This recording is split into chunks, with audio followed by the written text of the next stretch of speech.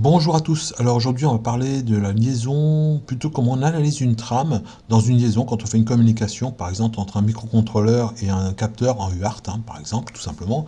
On envoie donc des octets, et puis on espère que l'autre côté il comprend ce qu'on veut, mais si on veut voir ce qui se passe, qu'on envoie vraiment, on va faire en Python, on va faire un print, le nom de la trame. Donc, je fais print trame, je vais voir apparaître ça. Or, il se trouve que la console de Python, de Tony, la console, forcément, elle travaille en mode ASCII.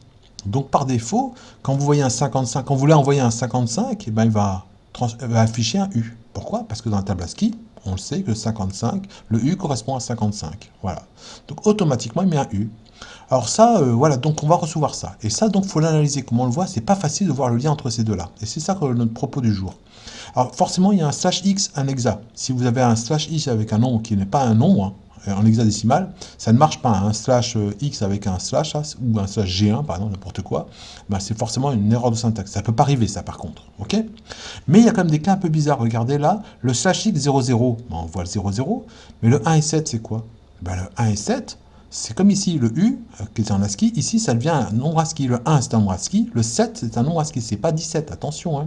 C'est pas slash x 00 et slash x 17. C'est bien 1 et 7, donc ça fait 31 et 37. Ok? Vous voyez les petits pièges? L'espace, ok, on le voit. Si on ne le voit pas, c'est un peu embêtant. Hein. L'espace, c'est slash x20, c'est pour ça qu'on a un 20. Le 502, là. Alors, 502, c'est quoi ça? Ben, c'est 50. Et 2, le 2, c'est de nouveau un nombre ASCII. Donc on retrouve slash x, 2, et puis slash 50 et 32. Et le plus embêtant, c'est pas cela, hein, c'est ce slash r. Qu'est-ce que c'est que ce slash r? On pourrait dire, bah, c'est r petit en minuscule.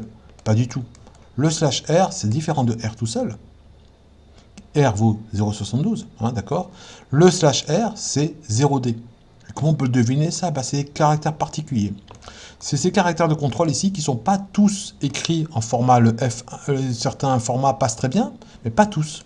Donc certains, le slash R, le slash T, le slash N, le slash... Ben voilà, ceux qui passent dans un print et qui seront donc affichés comme ça au lieu d'être affichés en hexadécimal. Et ça, c'est des pièges, d'accord? Méfiez-vous de ça. Voilà, c'est tout ce que j'ai à peu près à vous dire. Alors, comment on fait ça? Maintenant, si on devait faire ça en hexadécimal, vous faites une fonction. Dedans, vous rentrez votre trame, la trame est vide, vous l'analysez la longueur, et puis vous allez la parcourir avec 2 chiffres après la virgule, avec 2 chiffres à chaque fois sur les nombres en hexadécimal, vous affichez la valeur. Pourquoi je mets ça? X en hexa, 0,2 parce que si vous arrivez dans le chiffre 0, ben 0 c'est 0.